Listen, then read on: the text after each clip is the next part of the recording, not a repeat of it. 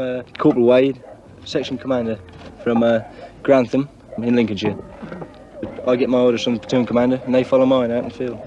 And also all these hills and big peaks, you see, we've got certain pickets up there, and every other day we usually get a all day and all night picket, and we sit up on top of these hills and just watch the valleys down below for any dissident tribesmen that are wandering about. These Arabs are laying landmines along the road, and our vehicles are going over the top and getting blown up. Well, our job is to go out, sit in a position and watch certain sectors of the road and stop the Arabs laying the mines. So we just sit here all night and just watch the road.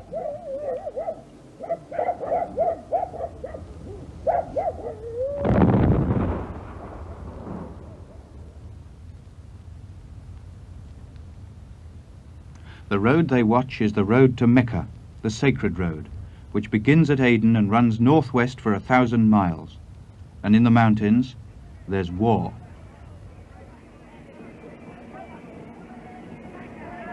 To passengers on the deck of a visiting liner, the war in the Radfan Mountains could be 1,000 miles away, instead of just 60. The Arabs still greet every ship with their boatloads of goods at irresistible prices. They've done it for 50 years, but the stuff isn't made in Birmingham any longer. Now it's all Japanese. Cameras, recorders, watches and toys. It's all here, the worthwhile and the trash, and it's all very cheap.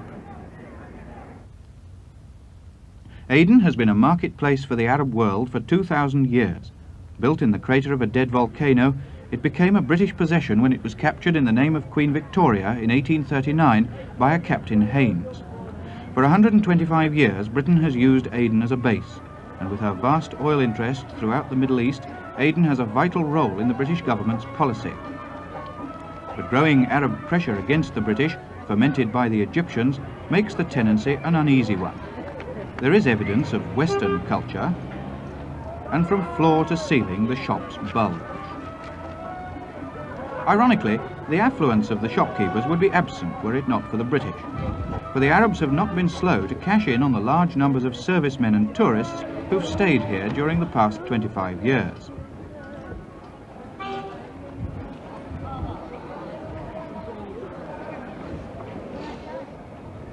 Camel and Cadillac blend well in Aden. They need about the same parking space, and housing can be cheap. A visit to the docks for some packing cases, and then do it yourself. In a climate where it almost never rains, and every day it's over 100 degrees, something to keep the burning sun out. That's all that's really needed.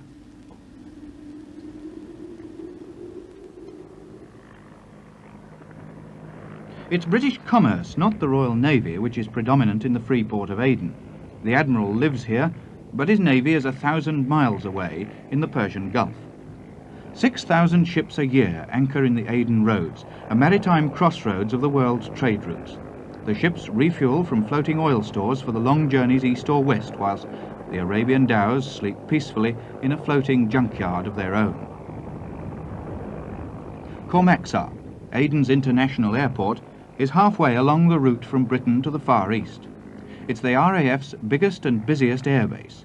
Squadrons of Victor bombers, Hunter fighters and Shackleton long-range search aircraft, ready to fly to any trouble spot.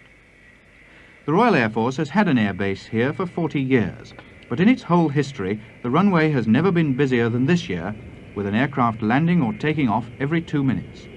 6 civil airlines and Transport Command every year move half as many passengers as London Airport.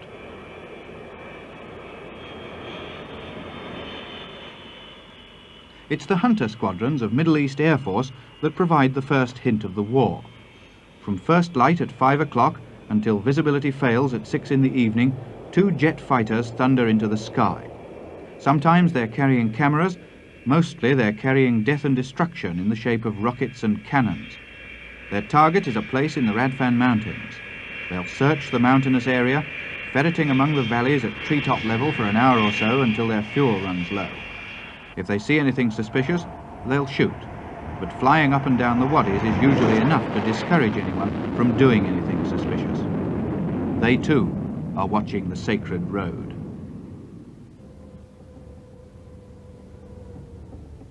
For centuries, the camel caravans have trailed along the road from Aden to the holy city of Mecca. Today they make the journey under the watchful eyes and guns of British soldiers. The placid progress of the camels has been shattered by the military convoys, 2 or 3 a week in each direction. 20 or 30 3-ton trucks and a few field cars, strung out, make a smokescreen of dust more than a mile long.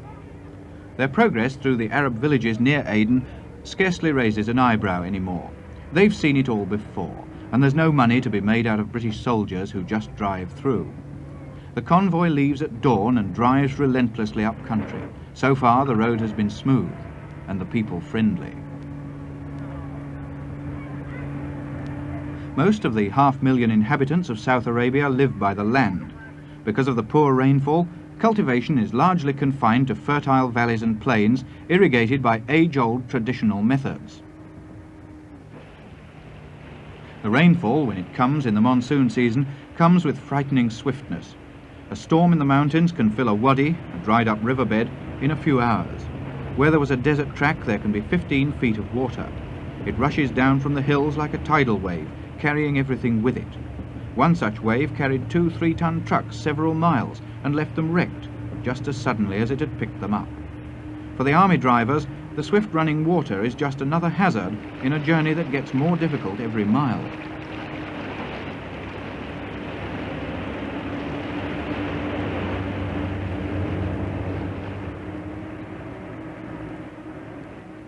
A camel caravan may be slow, but you don't have to winch them out.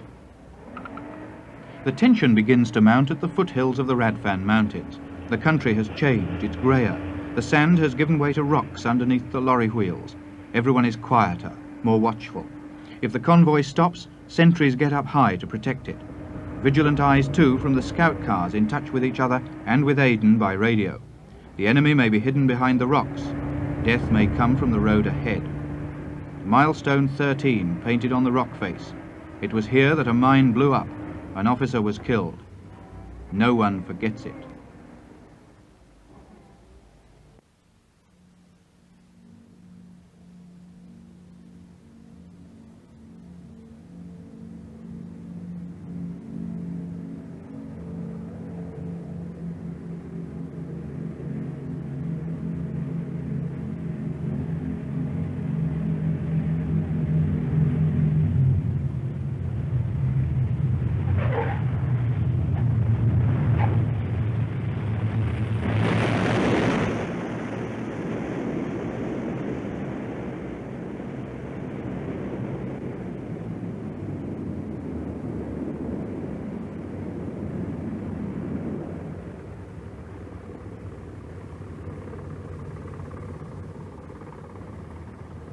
A Beverley lands at Thumea, deep in the mountains where the Radfan tribe lived until last May, when they were driven off by the British. The road to Mecca is now a landing strip. Blood feuds are common in these Arabian mountains, where often only the rifle speaks between tribes. The Radfan tribesmen have waged war for centuries against travellers who dared to enter this remote backwater. But when they discarded their ancient rifles and began to use modern weapons supplied by Egypt, the situation was too much for the federal government, and the British stepped in.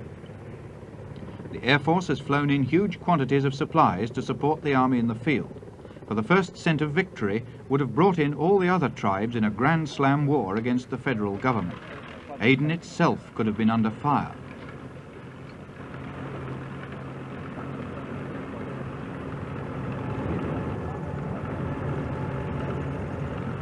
British commandos, paratroops and men of the Royal Anglian Regiment went in force. This is the base camp of the forgotten war. The way in by air is the easy way.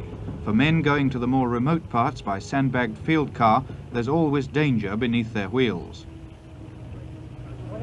Going along a road in a truck and don't know if there's going to be a mine in front of you. That's what I don't like about it the most.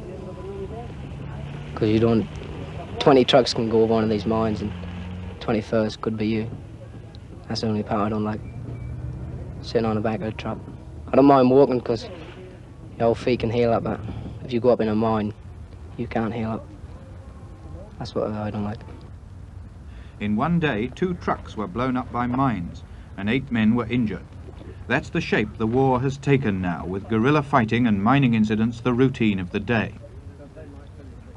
Weapons are never far from hand, and unceasing vigilance must somehow be coupled with routine tasks. And there's no respite from the burning sun, the tormenting flies, and the all-enveloping dust. Equipment has a short life out here.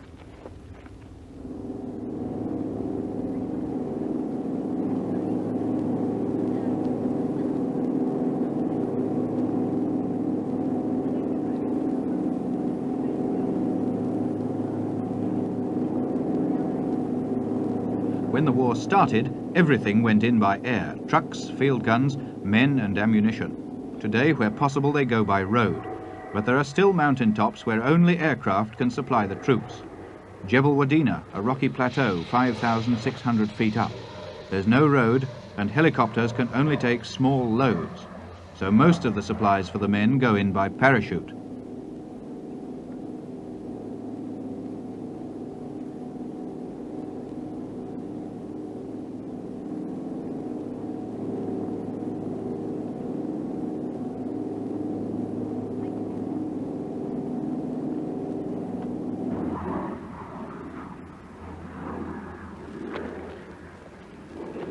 There's one vital commodity that they must get at all costs, and that's water.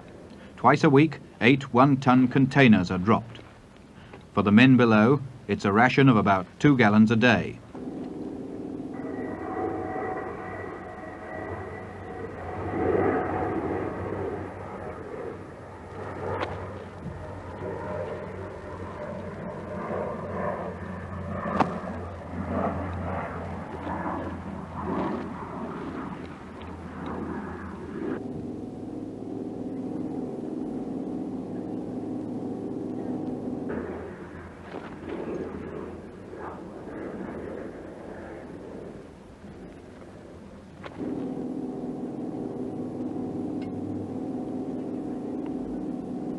No expense is spared to give these troops what they need. The cost of the Radfan operation must already run into millions of pounds. British officials have had time to reflect that a fraction of the money spent on improving the tribesmen's conditions during the long British rule might have prevented the war. A well here, some farming know-how there, might have made the tribesmen much less vulnerable to Cairo propaganda.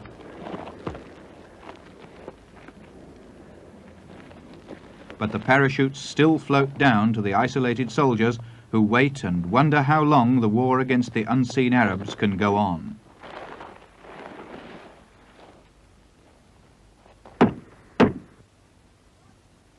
Son, mother! I'm being fired at by a sniper immediately in my front. A sniper's bullet brings the hilltop troops into action. Direction! Oh, rapid fire! Rifle group immediately at strike! Rapid fire! Number 2.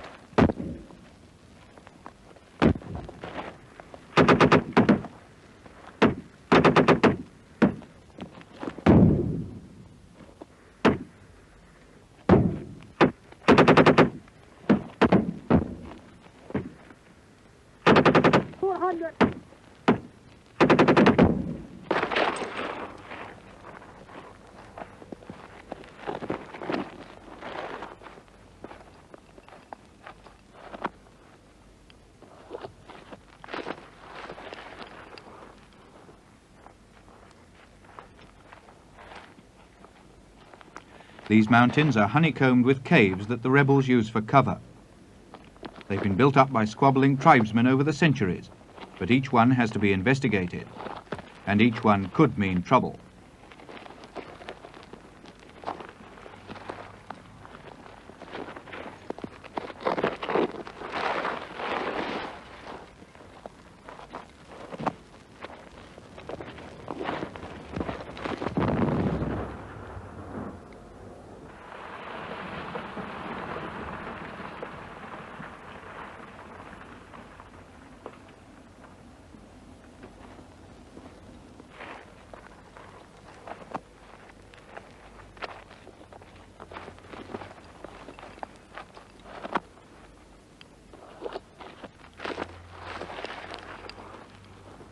A smoke bomb failed to bring anyone out, but 3 rifles were left by an enemy in a hurry. The guns found in these caves range from spindly muzzle loaders to the latest Czechoslovakian rifles.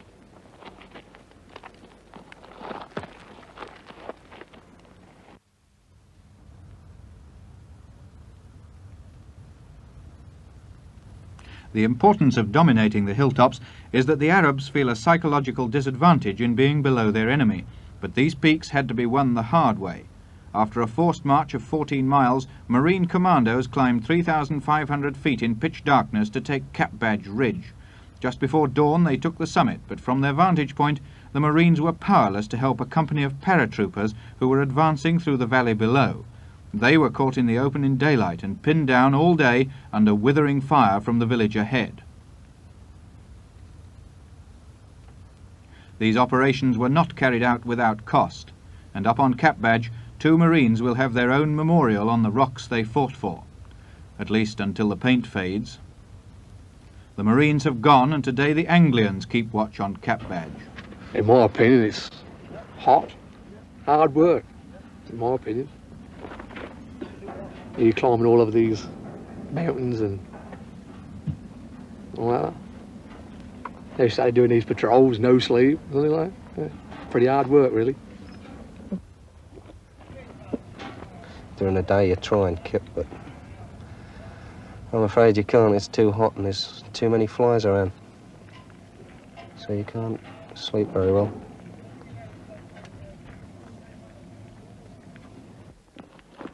We've been cut off and, you know, getting the same sort of rations every day. Getting sort of like fed up with it. I mean, say chicken supreme is all right once and every now and then, but when you get a week on the run, that's a little bit jarring.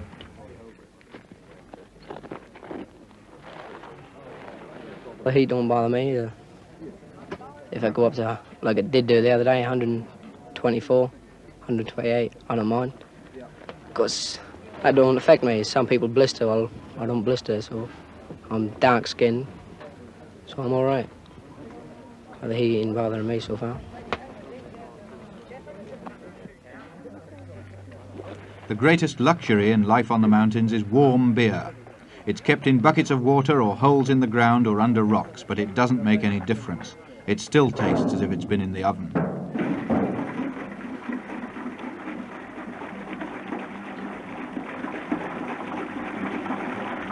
Another of the simple pleasures is having water poured over your head. Cuts and mosquito bites covered in dust and dirt become open sores all too easily. Cleanliness is vital in this heat.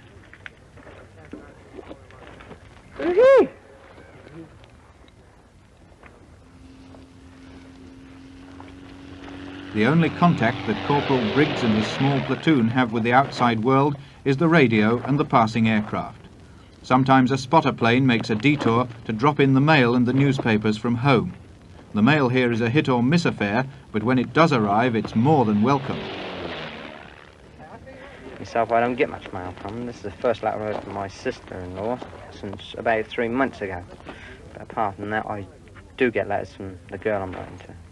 My mother is too old to write. She's getting on for 70 and she's nearly blind, so she can't write a lot. I excuse her for that. So this is the first time I've been up here that I've actually seen papers. The last 2 or 3 times I've been up here when we've been up here, I've never seen papers. This is the first time we've been issued with them. The soldiers spend 3 or 4 weeks in the Radfan, then back down to Aden for a month's rest. It works well. You need something to look forward to in this desolation.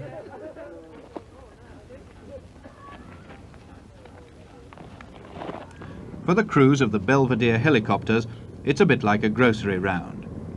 At the start of the operation, they seldom made a trip without being shot at from the ground. Now the enemy has gone under cover, and they rarely see a movement in the deserted valleys. Each morning, the pilot gets a list of his calls, and it's up to him how he visits them. Food, water, ammunition, beer. That's what he's delivering on the most exciting grocer's round in the world. For even if there's no shooting, it's still tricky flying. The sun, reflecting up off the rocks, plays tricks with thermal drafts. Landing, sometimes on ledges scarcely bigger than the helicopter itself, can be a dangerous business. But so far, there's only been one fatal crash.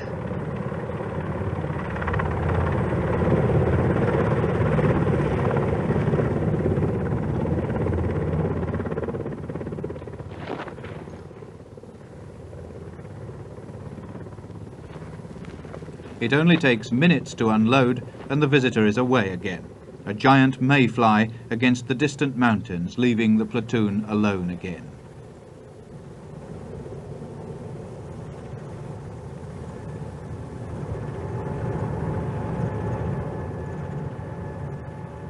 In the Wadi Tame, it's the planting season, their spring.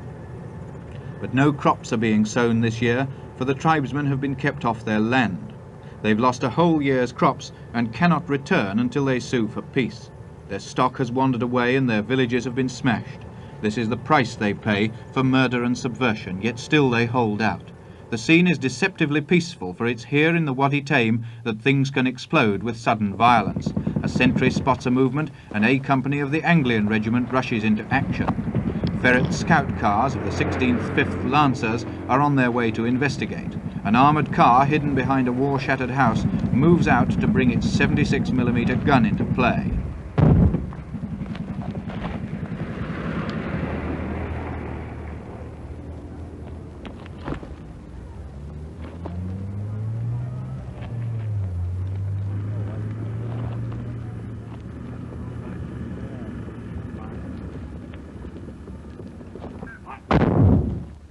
The men here rarely see the enemy they're fighting. The rebels move in 2s and 3s at night to lay their mines, and if they shoot, they rarely move in closer than 1,000 yards. A couple of nights ago, this camp was fired on, very inaccurately, by a Belgian-made rocket launcher. Tonight, they may be more accurate if the sentries don't spot them first. You can never tell if you've hit them. By the time British patrols arrive, the Arabs have gone and taken their dead with them.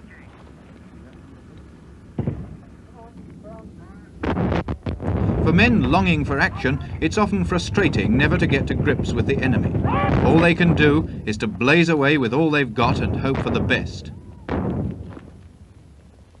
From nearby Tabletop airstrip, howitzers can drop high explosives on almost any spot in the Wadi.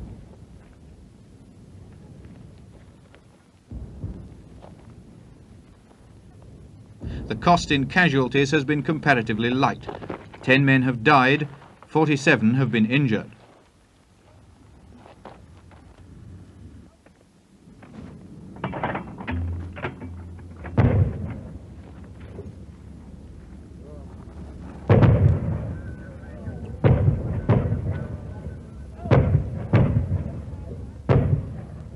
But to the soldier in the sun, fighting this forgotten war, it's mostly a life of hardship.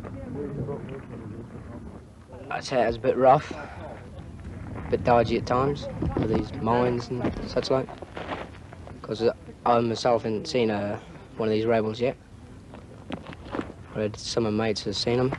Some of my mates have got injured. But we don't see them, they just take shots at us when we can't see them, when they can see us. That's when it's a bit dodgy. That's rough up here.